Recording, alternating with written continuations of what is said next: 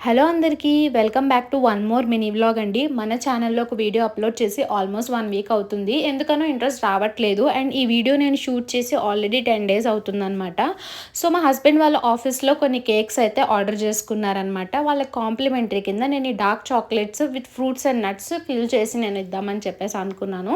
So దాని process ఏంటనేది ఇక్కడ నేను చూపిస్తాను. ఫస్ట్ అయితే డార్క్ కాంపౌండ్ని నీట్గా కట్ చేసుకుని డబల్ బాయిలింగ్ మెథడ్లో మెల్ట్ చేసుకోవాలన్నమాట.